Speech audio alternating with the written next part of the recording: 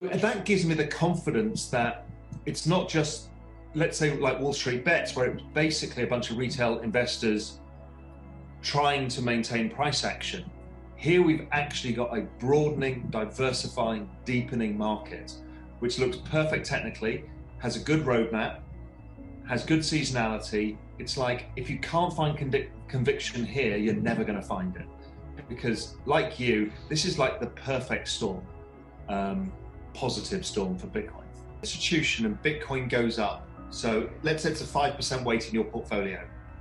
Let's say Bitcoin triples. It's now 15% weight in your portfolio. You're now overweighted. Different to you and I holding it versus an asset allocation. And that's going to bring volatility down. Because as you rightly say right now, there are no sellers. So anybody comes into the market, the price gaps up, then there's a bit of retail leverage that gets stopped out in small sell-offs, but it's quite illiquid at the marginal price. But what's going to happen is these institutions are going to be buying and selling on a monthly and quarterly basis. They'll be buying into dips, they'll be selling into rallies to keep their allocation in line. And what's going to happen is Bitcoin's going to go from this 70 vol beast to 60 volt, to 50 volt, to 40 volt. And you know, if you get to a world where Bitcoin is the reserve asset, then it's going to be a 5 volt. So I've just used a regression line and used the trend of the log scale. And basically it says somewhere between plan B and 400,000, 400,000 is right, but it could actually hyperextend to get as high as it did from trend in 2013, which would give us 1 million. So I think it's skewed slightly higher than people expect. I don't think it gets to 1 million, but we've got institutions coming in. Who knows how this dynamic changes? So I do think it's interesting. The other thing for people to bear in mind is there's a couple of price hurdles that are coming up that people haven't thought through. The first one is Coinbase's IPO. So if you are an institution who wants to buy Bitcoin and you've got to go through all this rigmarole to try and get it signed off, and Coinbase IPO comes out and it's a $60 billion company, and you can stick a few billion in, it's a good enough proxy for a while. So my guess is that's going to take out a lot of demand from institutions in the short term. It's not a long-term thing, but it will absorb quite a lot of the demand. The next big thing after that is, I think 100,000 is going to be an issue, because a lot of people got in around 10. A lot of people will have made 10 times their money, and 100,000 is a round number, and people think, let me take half my chips off the table. So I think we might see a longer correction. And my guess is, my framework I'm using, and I'm using some seasonal analysis, suggests that we go up to 50,000 into March. That works perfectly for the Coinbase IPO. Everything calms down because institutional buyers stop piling into Bitcoin futures. They buy a bit of Coinbase first because they can justify it easily because it's just an equity. And then the next run, I think, takes us to 100,000 into June, by which case there's going to be a lot of profit taking. Really good question. And I can see the community starting to think it through. It started with stacking sats, but it feels a bit awkward and a bit of a forced narrative. We kind of have to explain to people that the price is not, the headline price. You don't have to buy one of these. It's basically, we just have to explain that to the average person. But again, don't forget, retail is handing the baton on to institutions here. So retail investors will find it hard, and we all want retail participation, not because it drives up prices, because we truly believe it's the best thing for them to do, to have a chance for their futures to be able to pay off student loans or whatever it may be.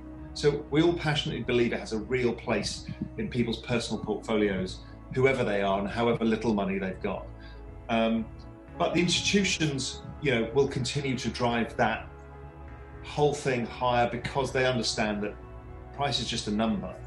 It's just a number. We just have to get better as a community. As you know, the thing for me that I've been trying to drive is institutional adoption, speak the language. And I can tell from you who haven't come from finance, asking questions, I'm like, okay, fascinating, right? Because you're thinking as an individual investor about it, right? You're in charge of your mum's pension plan and everybody like her.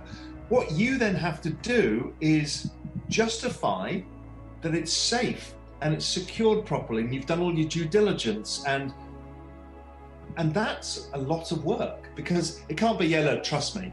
It's not Michael Saylor. own the company, basically, or have all the voting rights, you have to appease millions of policyholders. So you've got a massive legal liability. So you have to do all the work. Insurance companies don't sell stuff. What they do is they build a portfolio and then draw down as necessary. And so that would be just a weighted amount. So again, people really misunderstand what people do here. An insurance company manages a big pool of assets, and then you make a claim because you crashed your car, let's say. Okay, so it comes out of the pool. So they're not going to go, oh, well, Peter's crashed his car, shall I sell my German buns? No, they have an asset allocation. So what they do is just release some of the cash, and they have cash buffers for that. So I don't think that changes a lot. It's going to be the guy who runs the asset allocator, the CIO, making the decisions of, do we tweak our Bitcoin position by 15 basis points and reduce our German buns by 10 basis points, regardless of all the claims being made or whatever it may be, if it's life insurance or anything else. So again, it doesn't work in that way. Super important. I think that was MY Dig as well, by the way. That is very important, because who owns massive treasury style cash balances and long-term liabilities is insurance companies and assurance companies. This is exactly the kind of asset that they need. It's almost perfect for them, because they have these long-term cash flows and they sit on tons of bonds, tons of different currency exposures, and they need to model out the risks of that.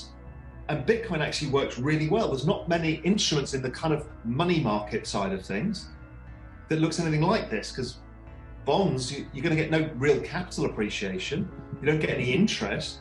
So how do you manage a massive pool of cash? And Bitcoin becomes really interesting for them. So that's just a start. Once we start to see more of those, I think the whole insurance industry is going to start putting this on their balance sheet. It makes total sense. The idea behind negative interest rates is to incentivize capital out of the banking system and savings into the economy to stimulate the economy. It's usually a sign of low economic growth or falling inflation. So it's an idea of stimulating demand and stopping capital getting hoarded into the banks. We've got stuff like M2 falling, so the velocity of money, falling. It means the money's getting hoarded. So the idea behind negative interest rates is that. Also, it has a nice side effect, is the fact that everybody's so in debt. It means governments can fund themselves at zero or negative. In fact, you pay them for the privilege. But that's not that weird. And this is, actually, if you buy gold, you pay a cost. It has a negative carry because you have to pay for storage.